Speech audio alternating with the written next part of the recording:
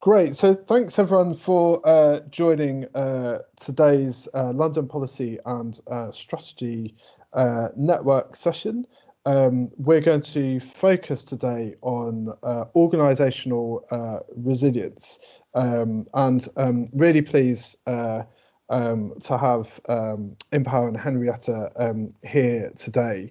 I think kind of we often talk about resilience from a personal perspective, but as we've seen during the pandemic, it's massively important for our organisations as well. And that's why I was really keen to invite Empower to share their work. So how the session is going to work is there'll be a presentation on the work, and then if you've got any questions, do add them in the chat. We'll take them at the end of that presentation. And then there'll be breakout sessions on the different themes. And then we'll come back for some feedback on those discussions, and then some final thoughts as well. Henrietta, I would like to hand over to you, and yeah, really looking forward to your presentation on the work that you've been doing with Empower on organisational resilience.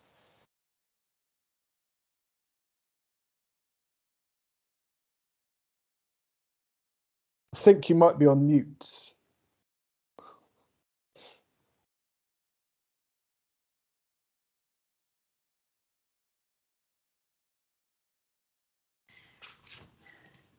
That's better. Okay, should we try that again? Can you hear me now? Yeah, I can hear you well. Great, my mute button was broken, so just had to find another one. Great, okay, sorry about that. So I'm Henrietta Curzon. I'm a Senior Manager and Insight Lead at Empower Consulting. For those of you who don't know Empower, it is a management consultancy that works exclusively with the public sector. We focus on transforming how public services are managed, reflecting complexity of the systems that they work in. And we're really driven by improving outcomes for citizens and doing that in a way that is financially sustainable for local authorities and public sector organisations. So I want to take you back to March 2020 and the start of COVID. And here we have London Underground workers spraying antiseptic on the tube. COVID was a disruptive event beyond anybody's expectations, and it almost literally turned our worlds upside down overnight. However, with its usual gritty determination, local authority swung into action. I've worked for local authorities or on behalf of them for over 20 years. And all people within local authorities say that local authorities work at its best during a crisis. It's when the adrenaline kicks in and there are really huge changes that happen almost immediately. So people were redeployed en masse, food was distributed, whole sets of services were mothballed, and the cooperation on the ground between local agencies and with the communication and with the community was really at its finest. However, the usual crises that local government manage tend to be limited, either in scope in that they impact just a certain area within the organisation, or by time in that they last for a few weeks only, and actually adrenaline can get you through it. But after a few months of admiring the local authority response to COVID, we noticed signs of exhaustion starting to creep in, and we wondered what might come next. We also wondered how resilient does a local authority need to be able to deal and respond and bounce back from an event with this kind of magnitude. So we decided to see if we could help the sector learn from this experience. We felt the pandemic had really stressed the system, and by stressing it had identified real strengths, but also some areas of weaknesses. And we wondered whether we could aggregate that together to really provide a powerful framework for understanding what resilience means for councils. So in conjunction with the County Councils network, we identified 8 local authorities who volunteered to work with us and donated their time to really help us explore this area. And you can see the 8 local authorities there. And actually between them, they represent nearly 5 million people.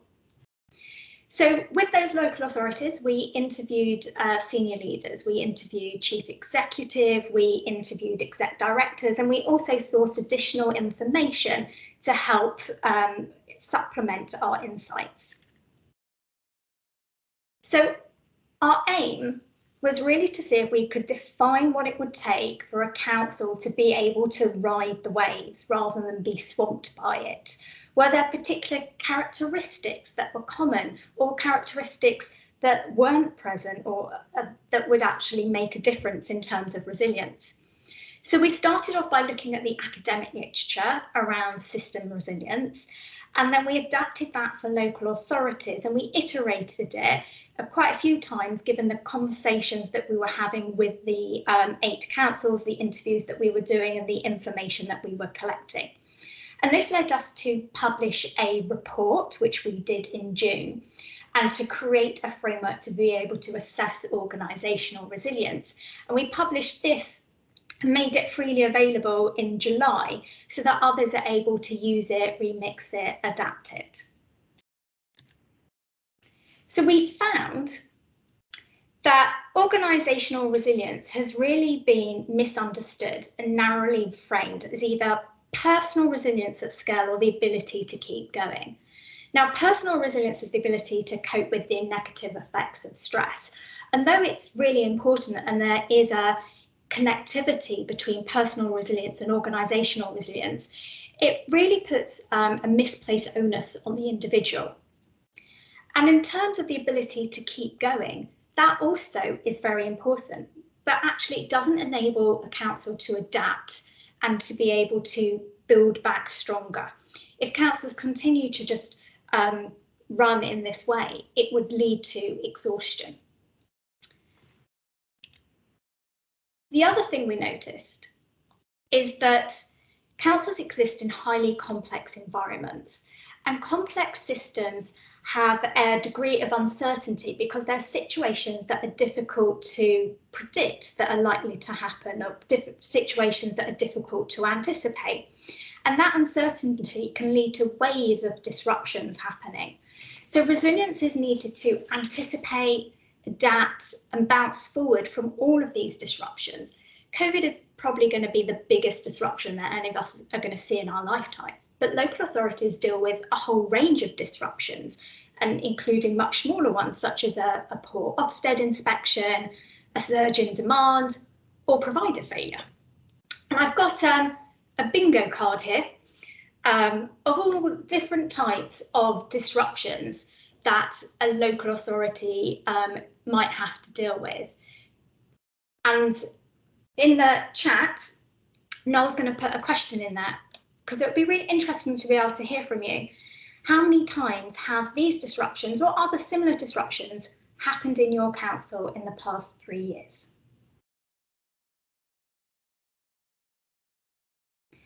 So Noel, I don't know if you're able to read back to me the answers of some of those responses, please.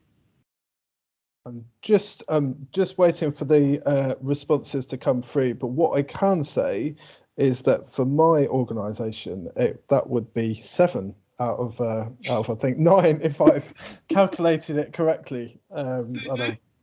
So yeah, so quite a few of those, and obviously the pandemic will be common to everyone. I can see people are typing the responses, so they should arrive very shortly. So we've got 4. I don't know if anyone wants to go lower than 4. I think people will be higher, probably 5, 4. Yeah. And we've got a couple more. 5 again. 7. Wow. Mm-hmm. So the person that put 7 is in the same organisation as me, so we clearly guessed. We're clearly up on our organisations, and then I got a couple of 4s. So interestingly, no lower than 4. Yeah, which kind of just goes to show that, you know, disruptions are happening continuously within local authorities. And actually, what one chief exec said to us was that now it's about learning how to live with disruption from this point on. So what we heard a lot of the time during the interviews that we were doing and during this research is councils were using the metaphor that COVID is about running a marathon rather than running a sprint. But actually, we feel that this is misleading because this is not a marathon.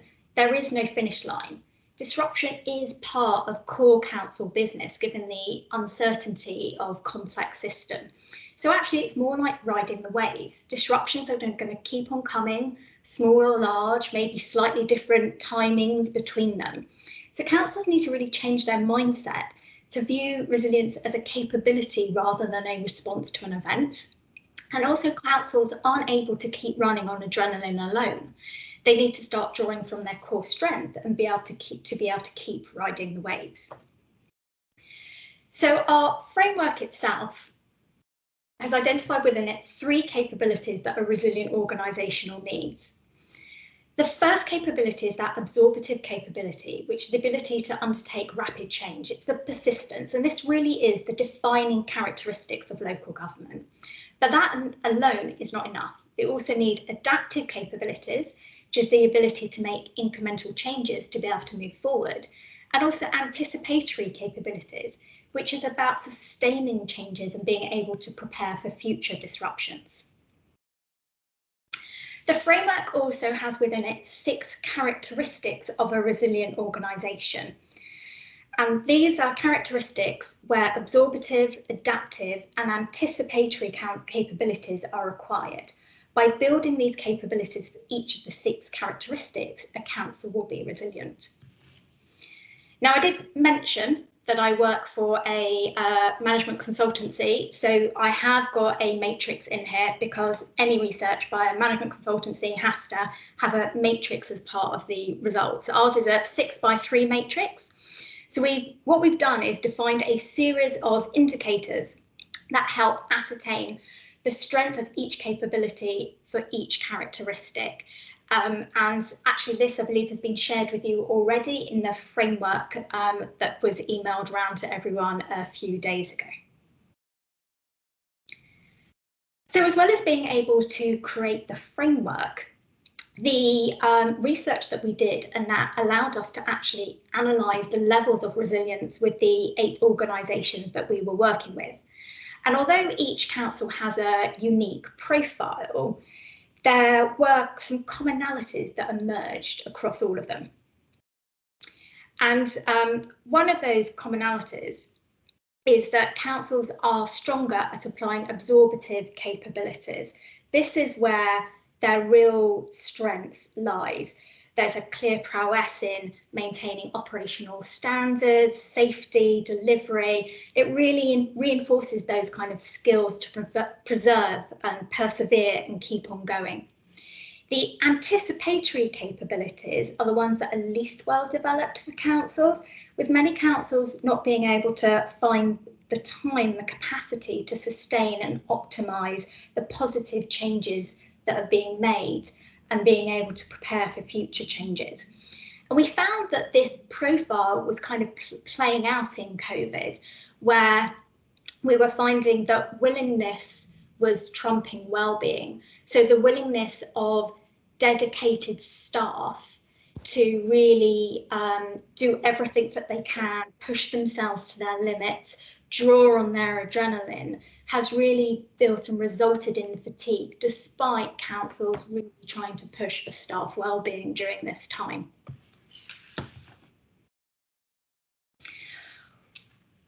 We found that many councils have deliberately invested in developing their adaptive and anticipatory capabilities to enhance their core strength and increase their resilience.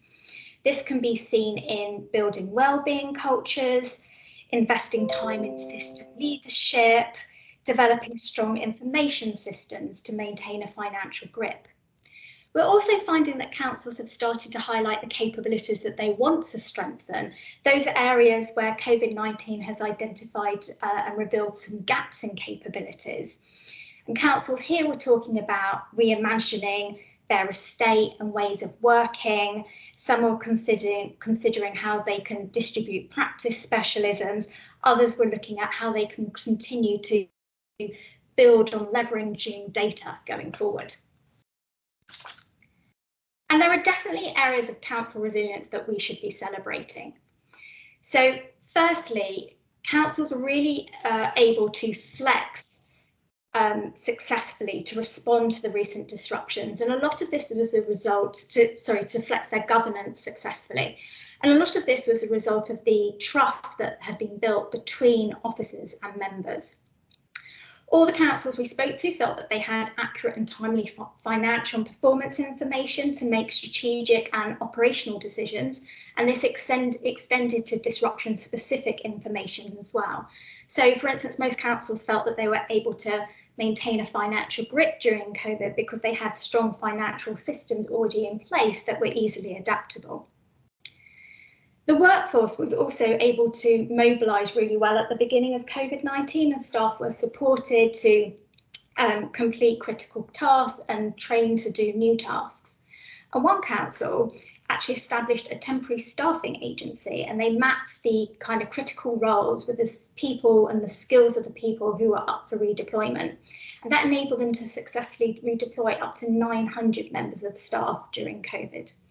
We also found that most councils' IT infrastructure really worked well under the challenge of mobile working.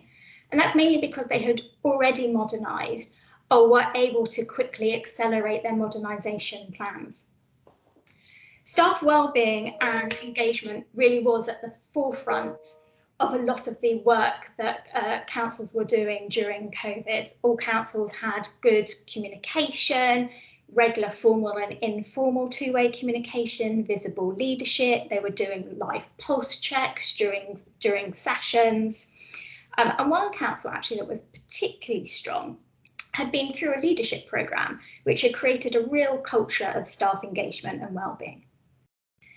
And lastly, there were really good open and constructive dialogue with system players, and that was maintained during COVID and relationships strengthened. One council had adopted a one-team approach across the whole system, which really brought all the players together, and they were working together on behalf and for citizens rather than thinking about their individual organisations. And this really arose out of a strong foundation that they had specifically invested in over time. There are lessons for the sector as well, though. So firstly, what we found was that with the government rules during the first lockdown, that kind of released capacity and it enabled staff to be resource flexible. But when that lockdown was removed, a lot of local authorities automatically went back to delivering all the services that they were doing before and not really taking a decision based on the local situation and the local context and risks. Staff, what was coming across as well was that a lot of staff did not necessarily have the transferable skills that were required. So they didn't necessarily have the right people with the right skills for the roles that they needed. And this applied not just because they were new tasks, but also because old tasks had to be delivered in a different way. Then we also found that some councils have found it hard to carve out a space to gather the lessons learnt. And the risk of this is that it's not going to be built into organisational knowledge.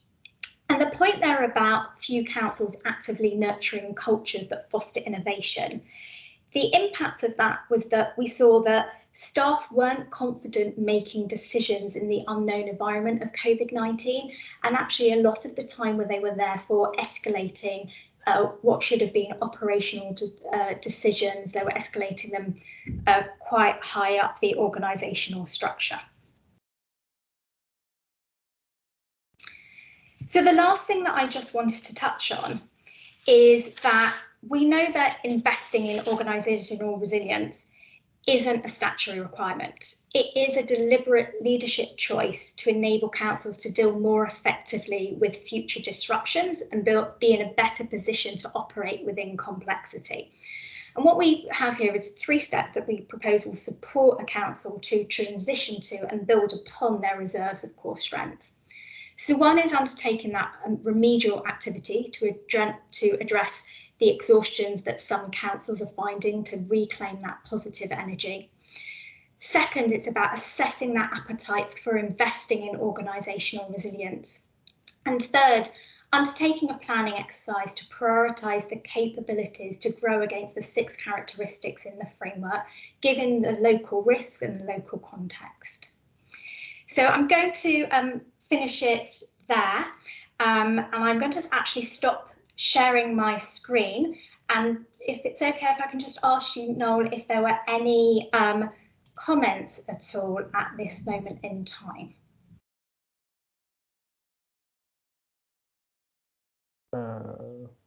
Thanks. There weren't any comments I can see from the chat. I think there was someone who hadn't received the email, so I've just sent that out. So I imagine some people might have signed up yesterday after the email I sent out. But I had I had a question for kind of the most senior leaders that you identified or that you spoke to. Obviously, kind of all the 6 characteristics are important, but were there particular ones that they were more worried about in terms of their organisations lacking in, or was it kind of the 6 characteristics across the board were important to them? Yeah, so all the 6 characteristics were identified as a result of those conversations. So all of them were considered important. Each local authority, though, was slightly different in terms of the areas that they felt they needed to strengthen. So, for instance, one local authority was really strong at relationships and system building and had really invested in that, but weren't necessarily so strong in the financial grip side of things. Another council was really strong at leveraging information. Not only did they have a financial grip, but they were really using their intelligence well. So, for instance, sort of one local authority quite early on was already doing analysis of industries or types of jobs that are likely to be more impacted long term, and therefore might need to train into different careers, etc. And therefore, what could the council do to help those staff to transition? So really kind of forward thinking and leveraging the intelligence for that. But that council wasn't necessarily as good perhaps on sort of the well-being side of things. So each one was slightly different, which is why the framework has actually been really helpful to speak to 8 completely different local authorities to be able to get that insight, so across them can see actually a real resilient organisation is strength across all of these 6 characteristics. Great, no, that's really helpful. So I was just creating the breakout rooms as you were talking. So apologies. That's fine. If there are no kind of more comments to respond to at this time, then let me just reshare my screen, and I will just talk people through the breakout exercise. So whilst Noel is putting you into groups, I'll just go through the exercise itself. The first thing that we're hoping you do is discuss whether the articulation of organisational resilience that we've shared with you resonates. And then also within your group, the groups have actually all been assigned one of the 6 characteristics. So given the 6 characteristics that you've been assigned, reflect on the extent to which the indicators exist within your own organisation. And whilst you're doing this, can you nominate someone in your group to feed back your top 3 points to the plenary session, so that when we come back together, we'll be able to hear the top 3 points from each of the 6 groups. Great, thanks for that. So because there was some, it's a bit of a critical mass around 3 indicators, I've created 3 breakout rooms, and I will do a reminder over message as to what those are. But if you're in room 1, it's strong leadership, but also effective collaboration and relationship. So that's merging 2 of the kind of characteristics. If you're in room 2, it's kind of how you can use learning and improvement to innovate in terms of your organizational resilience. And if you're in room 3, it's the characteristic around how to support better resource planning and flexibility. So when you get into your breakout groups, you'll be I will send a message out so the people can remember which of those are, and we're doing this just as a way to kind of anchor the discussion. But of course, if there are overlaps with other characteristics, then obviously you're more than welcome to talk about those, and then we will come back at 10:02 to have to get some feedback on the top 3 points and final thoughts. So I'm going to assign participants now. Oh.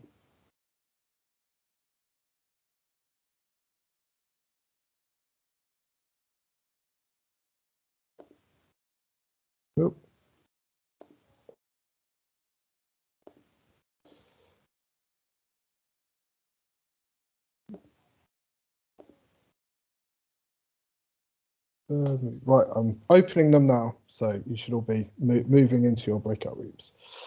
Lovely, thanks, Noel.